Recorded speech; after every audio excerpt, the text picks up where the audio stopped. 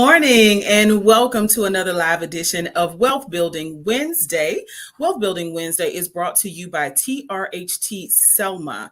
TRHT Selma is a partnership between the Selma Center for Nonviolence and the Black Belt Community Foundation.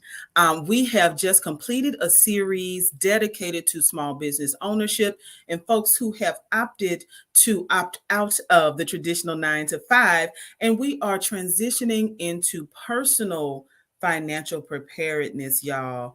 We have got to start making some different decisions. And in order to do that, the good book tells us to write the vision and make it plain. And when we thought about doing this show, there was no other person who I thought would be like the most amazing guest ever, because she's the most amazing person ever.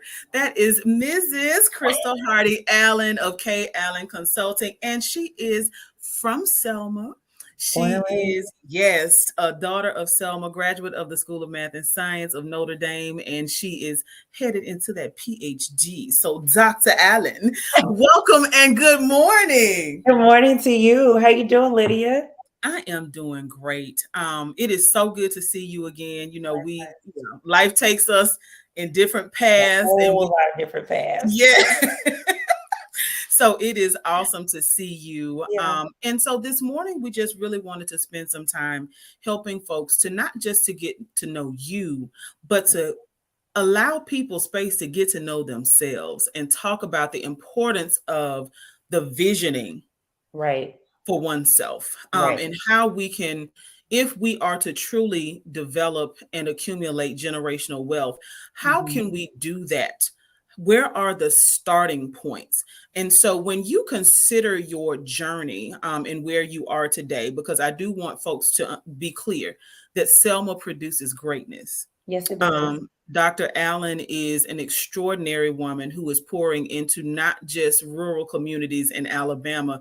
This sister is traveling the world, giving back and sharing her expertise. So when you consider your journey and where you are today, like what would you say was the moment when you had the most like clear vision for your life? I would happen to say graduating from undergrad at the University of Notre Dame was a pivotal moment for me. Not only was it optically a major moment as a young Black woman from Selma doing that, but as a first generation college graduate in my immediate family, I felt as though my family was graduating with me, and that moment solidified for me that everything I would do moving forward would be about not only me, but my entire family, right? I think another reason why that moment was pivotal is because it was right around the time that Hurricane Katrina had hit New Orleans and devastated it as an entire community, but especially disproportionately impacted the Black community within New Orleans. And I had set my intentions to go to Xavier, actually is one of my top choices. Ended up going to the University of Notre Dame for financial reasons because they paid my entire way. It was a $200,000 education.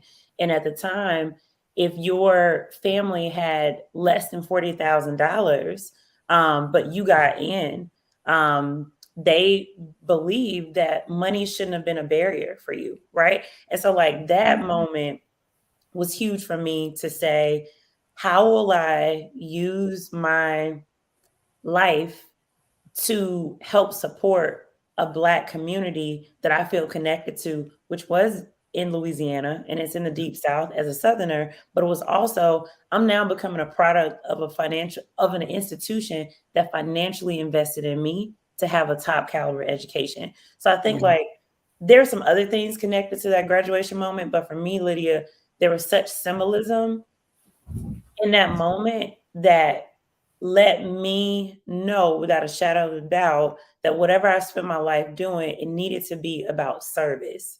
It needed to be about creating a legacy, and it needed to be about breaking chains. and like supporting myself and other people to experience liberation. Wow. So when you think about those moments, Mhm.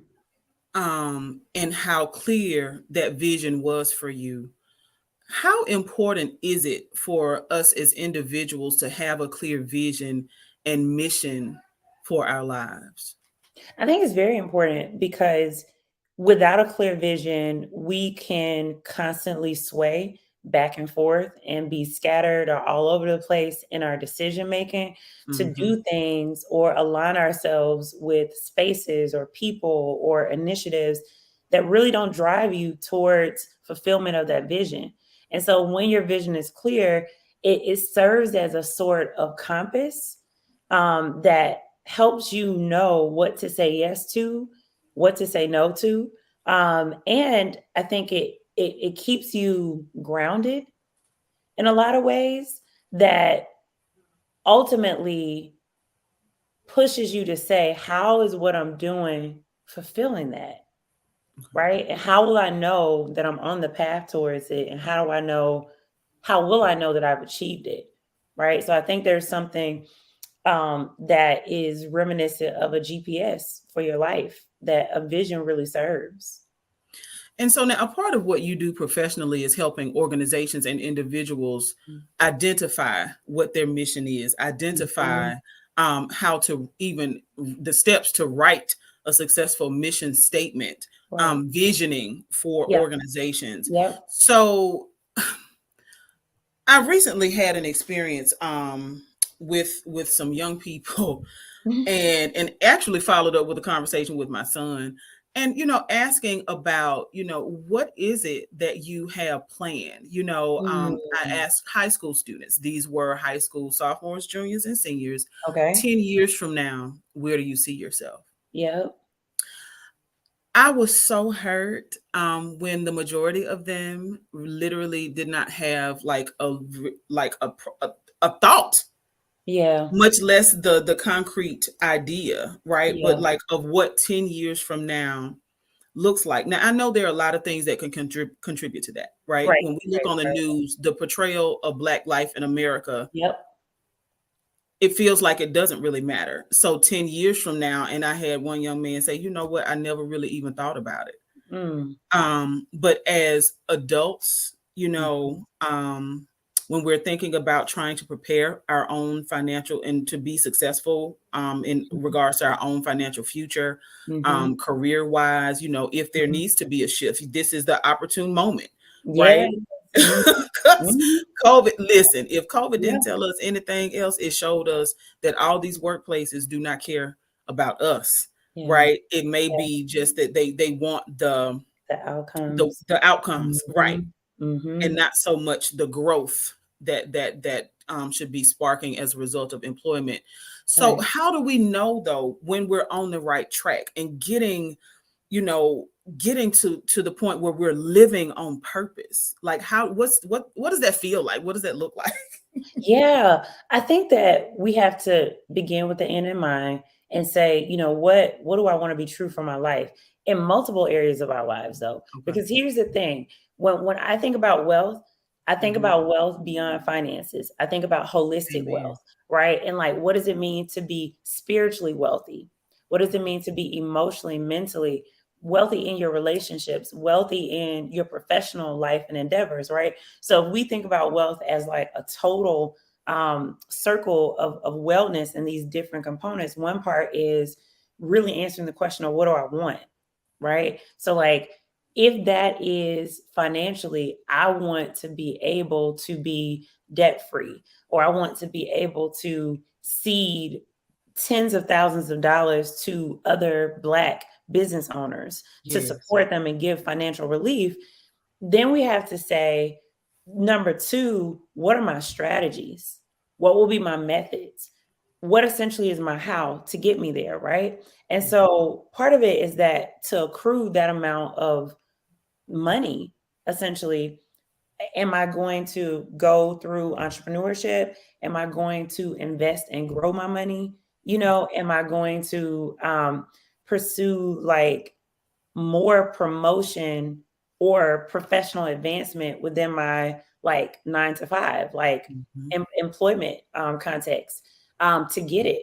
Because the reality is that the gap between where you are and what you want has to be a plan, and so without that plan, we really can't quite estimate whether or not we're going to get to the finish line. And the other piece of that is, along the way we get to know our benchmarks, right? So a year from now or 2 years from now, I want to have $20,000 saved in an account that I'm not touching, or I want to have $1,000 saved by Mhm. December. And if I want that, then what am I going to cut back? What am I going to do? What am I going to sell?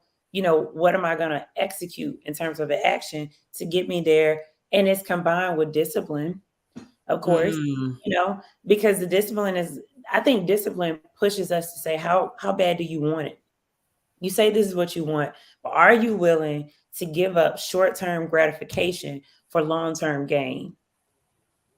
Because what may be satisfying for us in the immediate moment, may not be what's best for us. And it Right. doesn't often feel good to work your plan, but you have to trust the process that what you are doing will bear bountiful fruit. I'm so glad that you talked about that desire for us to have immediate gratification. Mm-hmm. There's an article in the Atlantic that talks about how social media has Ooh, caused us to kind of dumb down as a society, and that we're truly not engaging in real conversations anymore, but rather getting behind keyboards and yes. and tackling issues in many times a very destructive way. So when you Yeah. talk about the immediate gratification, like the immediate gratification of getting on Facebook and Yeah. sharing how you feel about a certain Yeah, situation, yeah, yeah. You don't have to right? say something about everything. Not Right. everything deserves a comment. Exactly. you know? And so having that plan in place though, right? Right. Even when it comes to something as what we may think as small as social media, because who knows if you're starting your own business Right. and you feel like everything deserves a comment. Yep. Then what happens when those comments start to impact your business or Yeah. impact your brand? So here's something that I think we have to think about. Everything has to be done with intentionality. Even your social media presence is Mhm, about vision setting. So even though you are a business owner, or even if you're not and you are a professional or you're a college student or whoever you are, you have to be thinking, how do I want to be seen? How do mhm, I want to be perceived? What do I want people to take away from interaction or engagement with me? So I think about this personally and professionally. So I think, when someone comes to our Instagram page or Facebook page or even our website or other forms of digital, platforms, what do I want them to walk away feeling and knowing about who this business is and what we do? mhm, Right. And so part of it then has to say, when I'm able to say, I want people to be inspired, then I have to say, from a strategy standpoint, what will be inspirational to actually post, because alignment is key. If it's not inspiring, I will not post it, right? I also want people to walk away feeling the momentum and the power and the legitimacy of us as an international Black owned business. And yeah, so I have to then say, what type of content will help people see that we are like in many different places, to help them see that we are Black and we are proud, right? And so yes, content has to align, but the personal aspect is the same thing. As a as a person, aside from being a business owner, I want people to know that Krystal is Black. mhm, She's from Selma. mhm, She is proud in country, in particular, being from Sardis, Alabama. I want yeah, them to know that I am funny. I want them to know that I love God. I want them to know that I love my family and I like to have a good time. And everything I post is aligned to that. right, And without me saying it, that's what people will see. If it's not aligned to that, they won't see it. I also want people to know that I'm transparent and vulnerable, which is why when I mm, post, I'm very thoughtful about what I'm saying and what I'm not. And I'm thoughtful about sharing a lesson behind it or a testimony of what God did. I'm like, God, God, God, because I want them to know that it didn't happen devoid of my faith.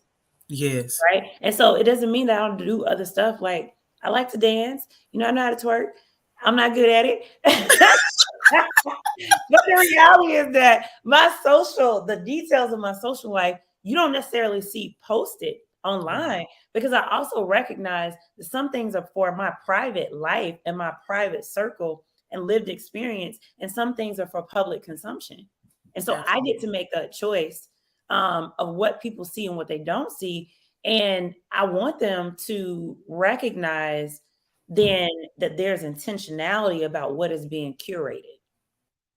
It's not on accident what's being curated.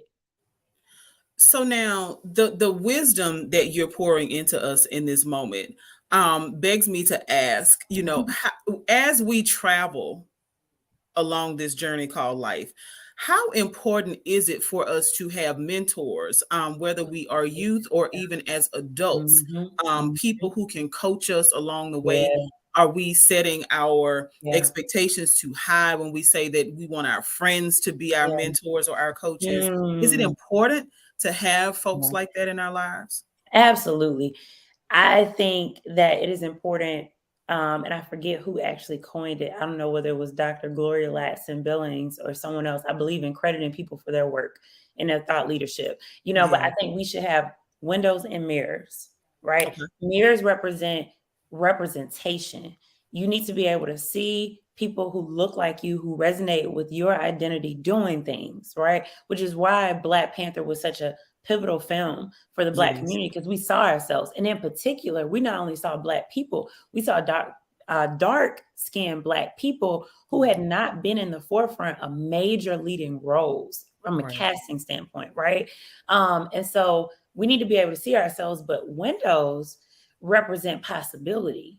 You need to see what is far beyond you, because until you see it, it is very difficult to be what you cannot see.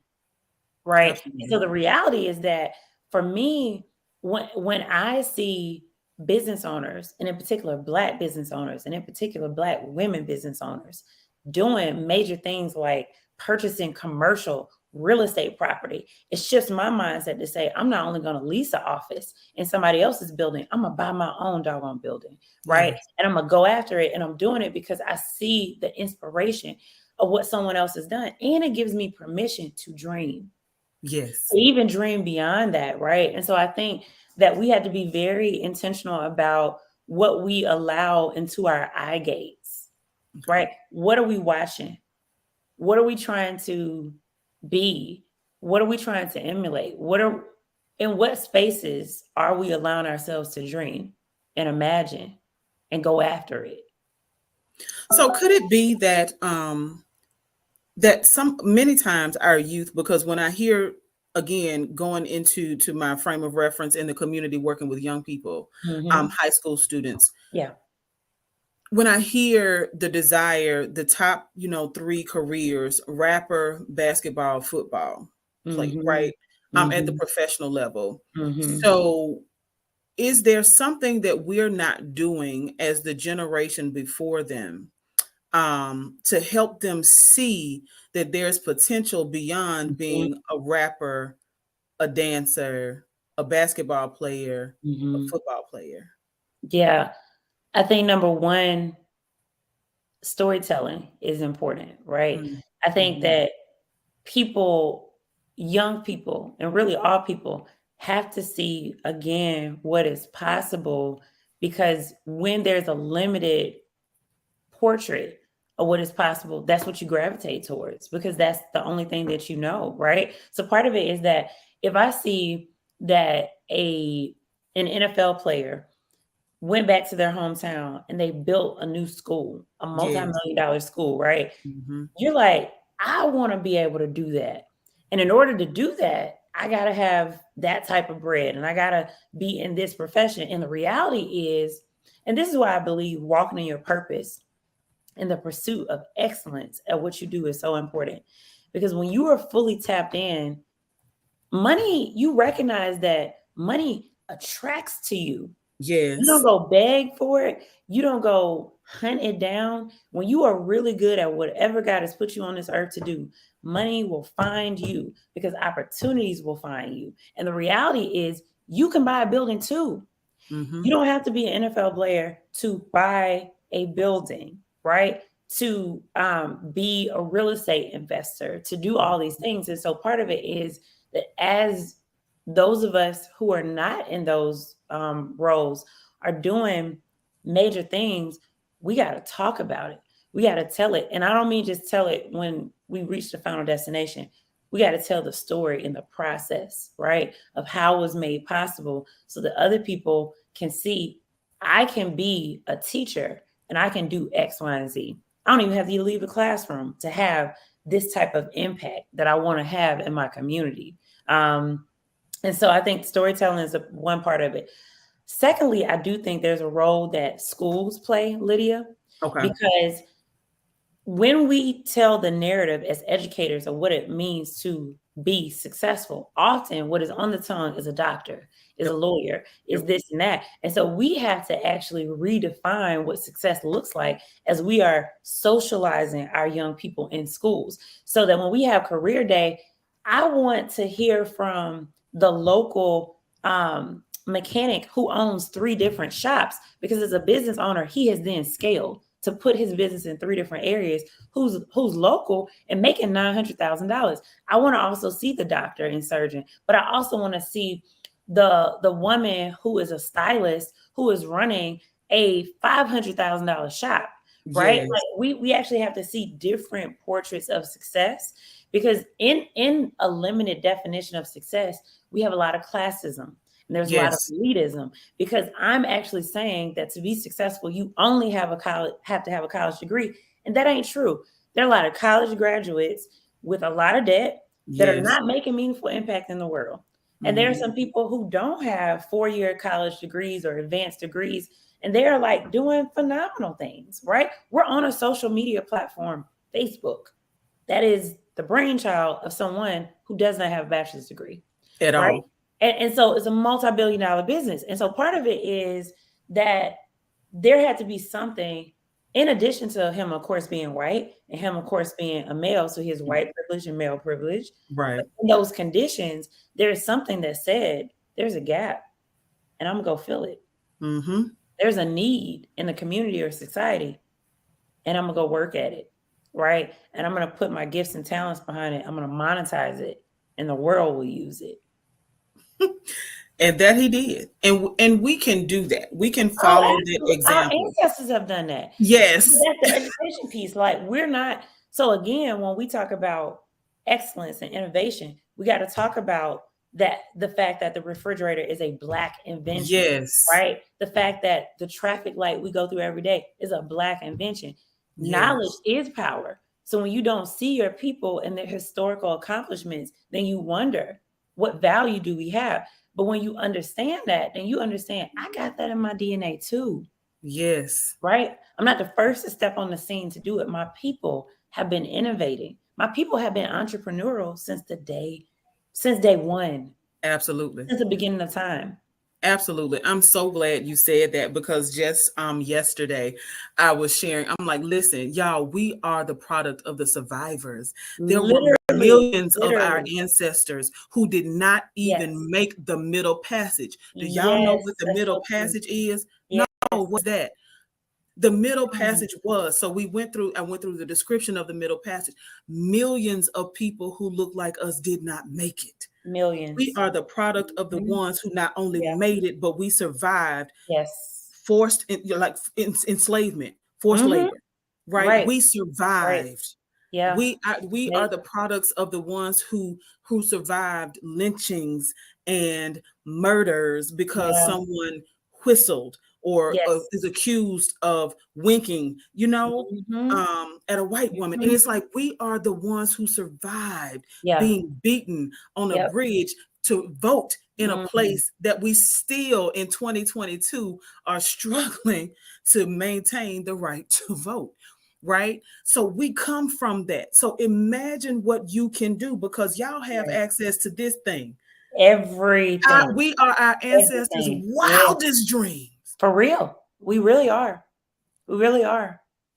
And so for us to do so little with so much, and which is why it's so important that as we pivot from focusing on how to build small businesses, to how we build our individual sales, like to start with Yeah. a conversation about vision, to Yeah. start with a Yeah. conversation Yeah. about being able to build ourselves up with history. And That's this right. is not just black history. This Yes. is white history too, because this is American history. These are Yeah. things that we have got to teach our young Mhm. people Mhm. and our look, our Yep. yelders, look, not quite young and not quite elder, Elders. and our elders, the folks who just simply don't Yeah, know that's so because true. we've had That's true. limited access to information. Yeah, that's right. And when we talk about vision, I think we have to decide and make time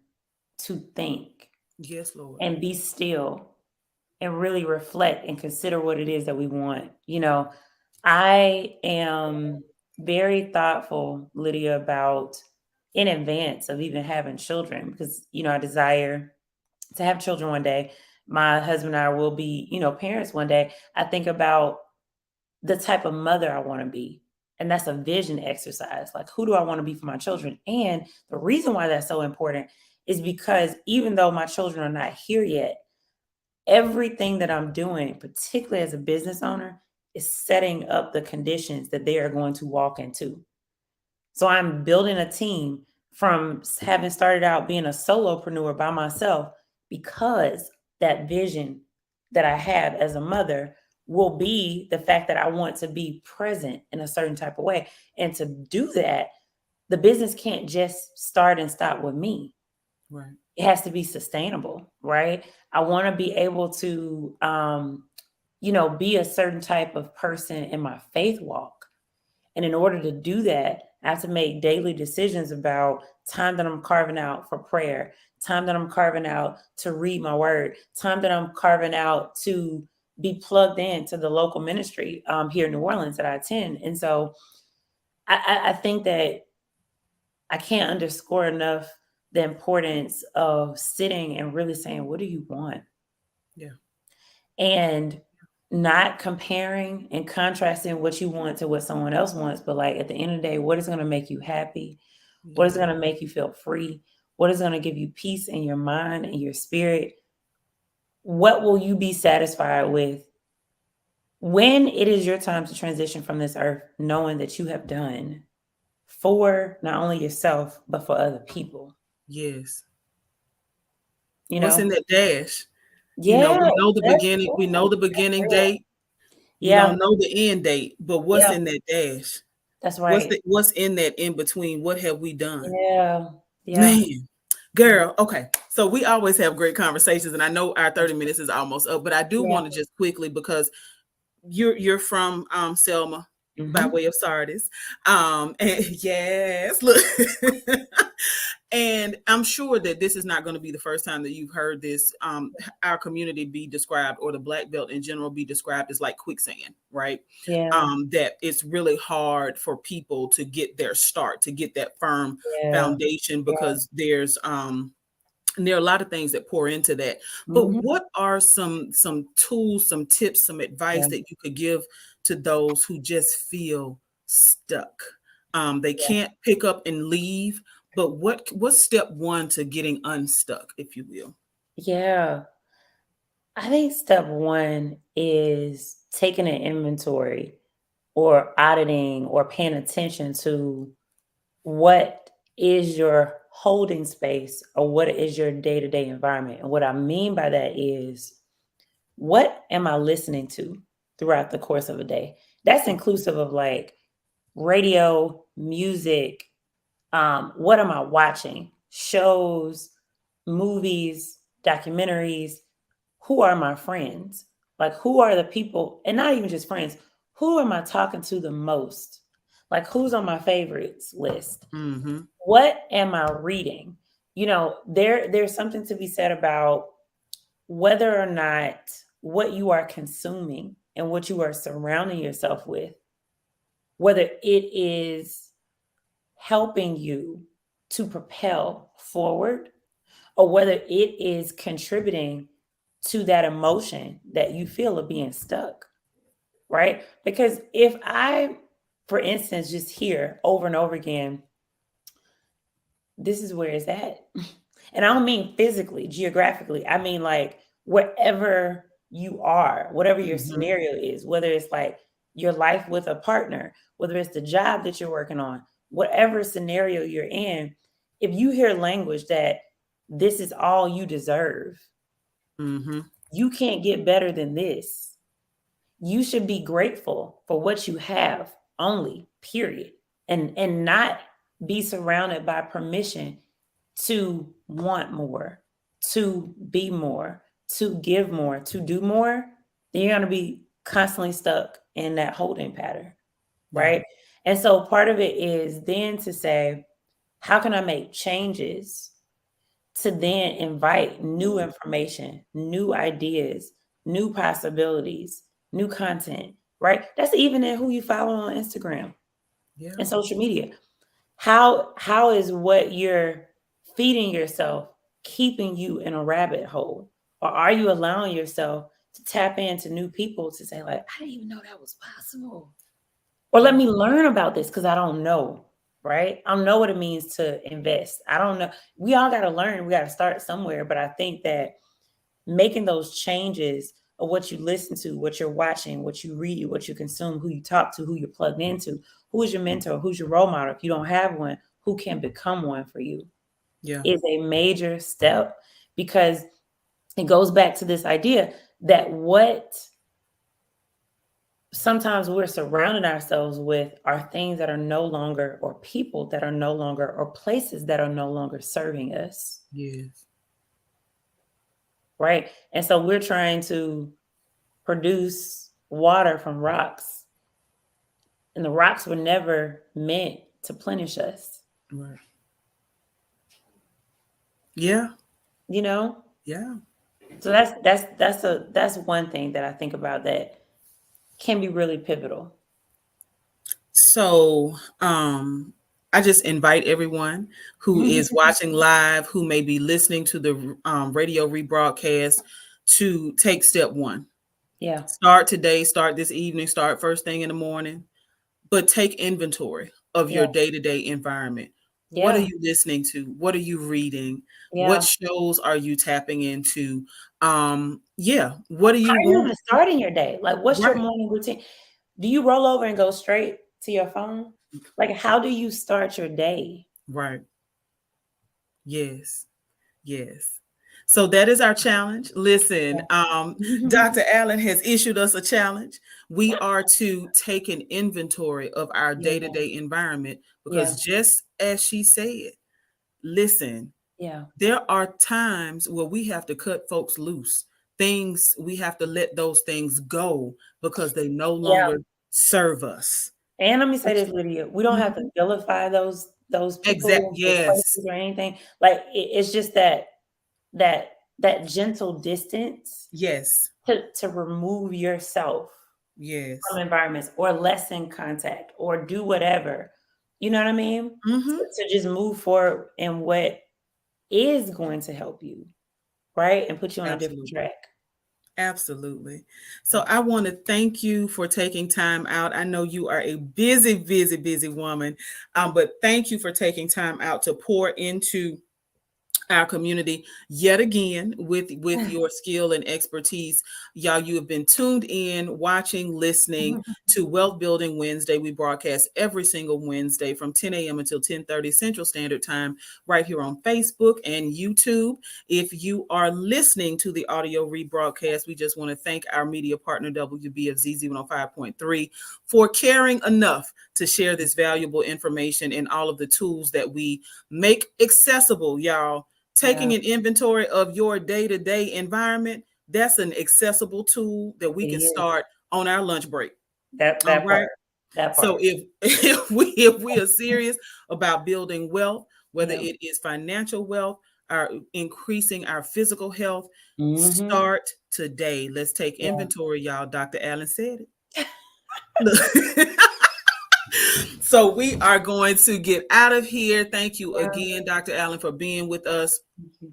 Thank you, Everyone who has tuned in, y'all, please like, tag, and share. Set Yeah. your reminders, because every single Wednesday from 10 to 10:30, we come to you live with Mhm. Wealth Building Wednesday. Love it. See you next Wednesday. Bye, y'all.